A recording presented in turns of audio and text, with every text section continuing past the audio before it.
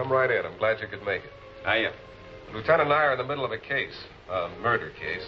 You'll be seated. We'll bring you up to date. Thank you very much. The coroner's office is sending the photographs right over. Fine. Oh, Pat, get me all the evidence in this Chambers case, will you? Yes, sir. I'll be right back. I'm sure you've read something about this Paul Chambers affair in your morning papers. Chambers owned the Chambers Publishing Company. When he finished school, he was voted the man most likely to have his head bashed in. That's precisely the way the lieutenant found him last night. And you'll soon see what killed him. Thanks. The scene of the crime was Chambers Country Estate, about 30 miles from here. When the lieutenant got there, Chambers was sprawled out on the floor. This paperweight lay a few feet away from the corpse. Pretty much stained with blood, but the killer wasn't quite so obliging when it came to fingerprints. There were none. Just when I was figuring on a nice, quiet evening alone. I'm sorry we're late, Evans. Patricia wouldn't let me drive fast on these icy roads. Body's on the way at the morgue, Chief. Fingerprint boys just got out. Is that the murder weapon? Can be a very handy little gadget at times. I suppose you know what this means. The murder was probably unpremeditated. How do you figure that out? Well, whoever was in this room with Chambers tonight didn't come here with the intention of killing him. If he had, he would have brought along his own weapon. Then the murder must have been the result of some argument. Brilliant.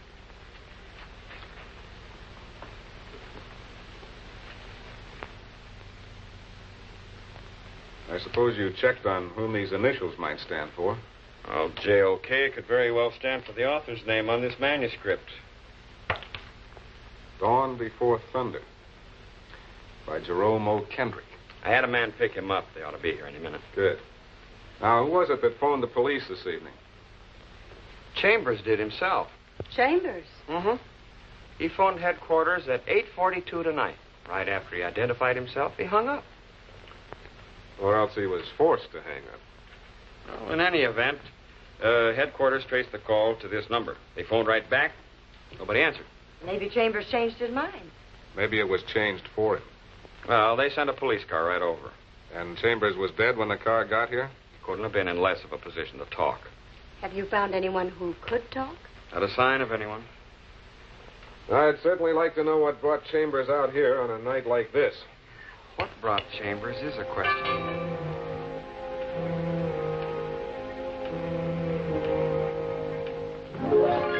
Look who's here. All right, dearie, you don't have to be so physical. What's going on? Look what I found, Lieutenant. Our first suspect. I know this looks very suspicious, Lieutenant. Granted. Come on.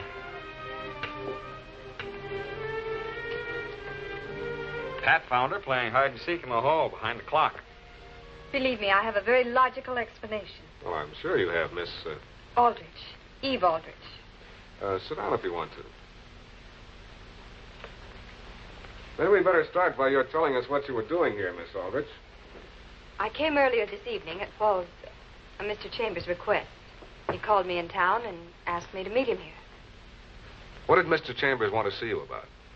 He wanted my ideas on illustrating a new book he's just accepted for publication. I've been doing most of Mr. Chambers' artwork in the past few years. Is this the book he had in mind? It could have been. Didn't you and Mr. Chambers discuss it? When I got here, Mr. Chambers was dead. Why didn't you call the police? I'll be very frank. It's better that way. Paul's past hasn't been a very tidy one. If I were found here, I knew I'd be part of a horrid scandal. I thought it best if it appeared I never came. But just as I was leaving when the police arrived. So you hid behind the clock? I admit it looks dreadfully guilty. But there you have it. That's probably Patrolman Connors with the author of that manuscript. I can bring myself in, thank you. It's a little habit I picked up at the tender age of 3. I trust everything I say will be held against me, so I'll venture nothing more incriminating than a somewhat reluctant good evening. We should have brought an interpreter. You're Kendrick, huh? I assume you know what happened here tonight. One of your bulwarks of civic defense informed me in no uncertain terms. Alas, poor Paul. I always told him he'd never live to see 50. However, I didn't mean that I'd attend to it personally. Well, then maybe you can tell us who did. Well. If it isn't little Eva. Now tell me, why, with a corpse in the neighborhood, didn't I expect to see you? Jerome, darling, your fangs are showing. When I'm near you, my pet, I like to be dressed for the occasion.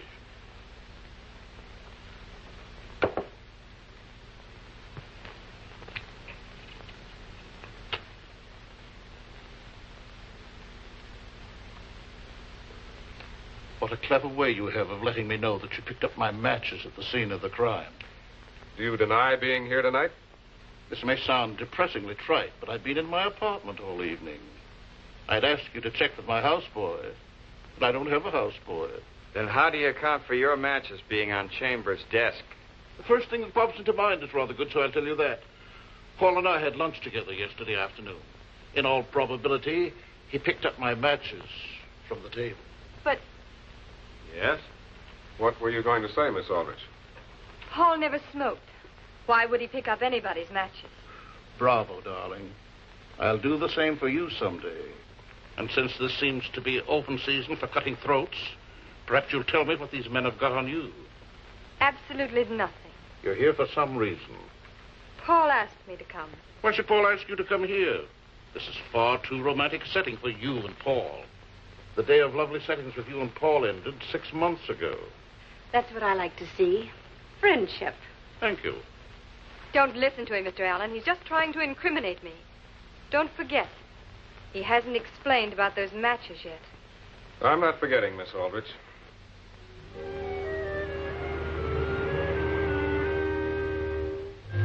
Police, huh? Oh, we just want to ask a few questions, Faber. I want to ask you about your boss, Paul Chambers. Oh, yeah, Chambers. I guess he's pretty sore, all right, about the new car getting all cracked up. But it wasn't my fault. The car skidded. That can happen to any chauffeur, even the best of them. Chambers won't find out about the car or anything else. What do you mean? You'll find out, all right. Chambers was killed tonight. Killed. But I don't get it. Or don't I? You know, I kind of thought something was fishy.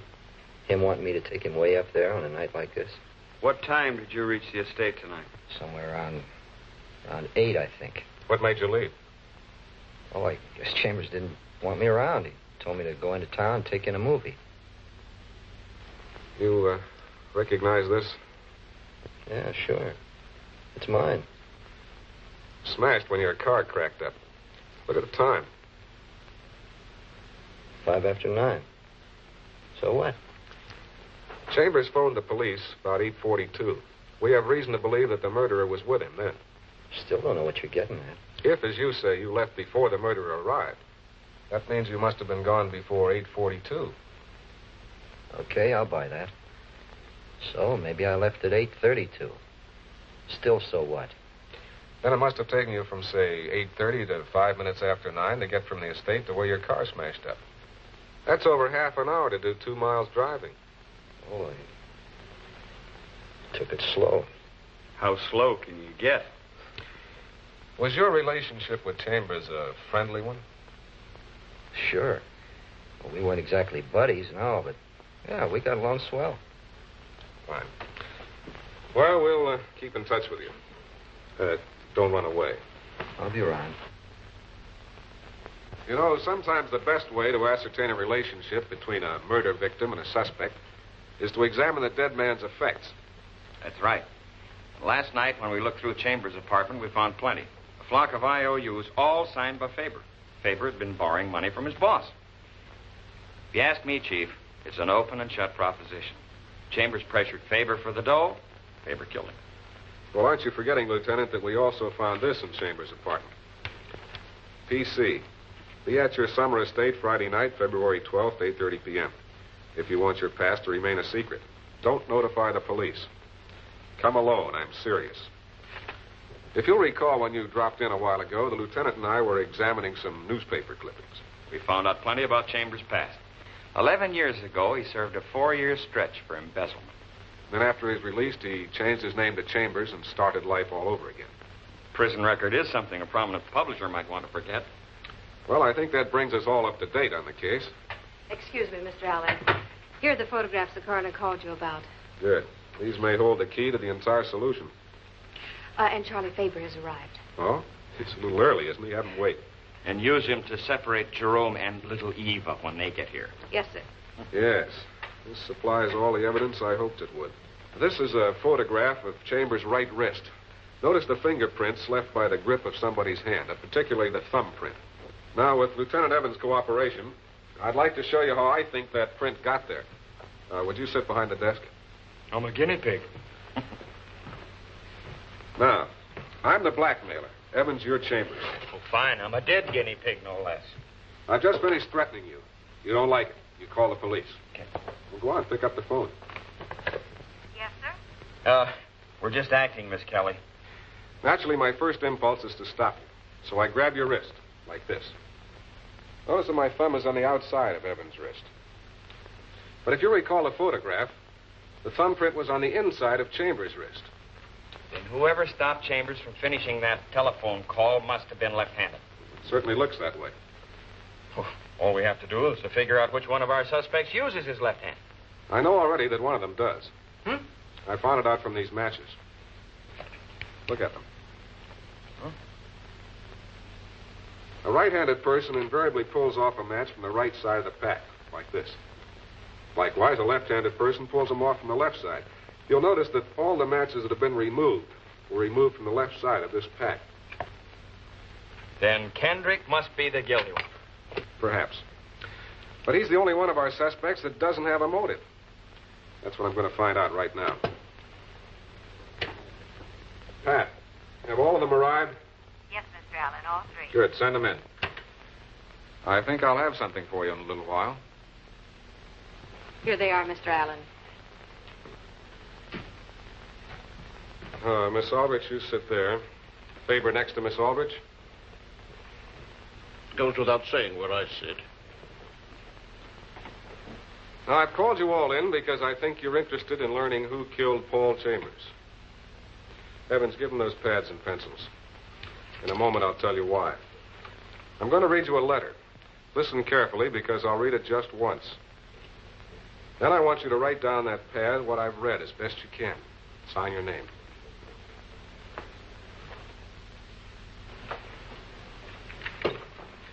PC. Be at your summer estate, Friday night, February 12th. If you want your past to remain a secret, don't notify the police. Come alone. I'm serious.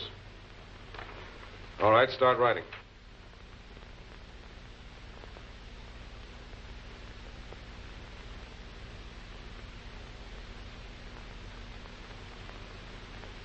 Hey, even Kendrick is using his right hand. I bet he's onto us.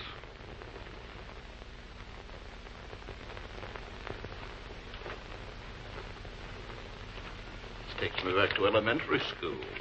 Sometimes, Mr. Kendrick, the solution to a complicated murder case is an elementary one. Now, I know you're all wondering why I asked you to write those messages. I had thought that one of you would use either his or her left hand. Apparently, I was mistaken. Oh, Kendrick. Thank you. And now that you've succeeded in making me tip my hand, as it were, just what have you proven? That it was you who stopped Chambers from completing his phone call to the police last night. That's ridiculous. I have a photograph of your prints on Chambers' wrist.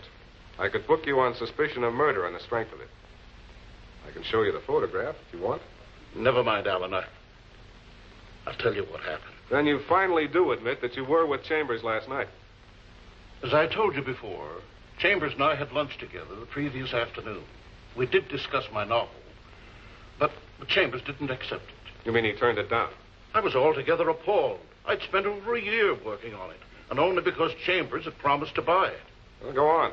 Last night, I telephoned his house, and one of the servants told me that he had gone to his estate. So you saw your chance to get to him there. Precisely. I handed him the script again, and I insisted that he reconsider. I told him that if he didn't publish my book, I'd take measures to bring his past to light. And what was his reaction to that? He called me an anonymous blackmailer. Then he started to call the police. I became panicky, and I grabbed his wrist. And when that didn't stop him, you picked up the paperweight and killed him. No, I never touched him. Thank you, Kendrick. I put the pressure on you because I had to know how you figured in this. It just so happened that you blundered in on Chambers when he had a rendezvous with someone else. That someone else was one of you, too. Each of you had a motive. Yours, Favor, was a financial one. You owed Chambers a lot of money. Yours, Miss Aldrich, was romantic. Chambers was going to marry another woman. Something just gave one of you away, and here it is. When I read off that blackmail message, I purposely omitted one small detail, the exact time of the rendezvous. The murderer knew that time and subconsciously wrote it down, even though I hadn't mentioned it. Yes, Miss Aldrich. You arrived at the estate about 8:30. Kendrick was with Chambers, so you hid until he left. Then you confronted Chambers. You threatened him. Unless he gave up the other woman, you'd reveal his past. He refused. Then, in a fit of jealous rage, you hurled a paperweight at him.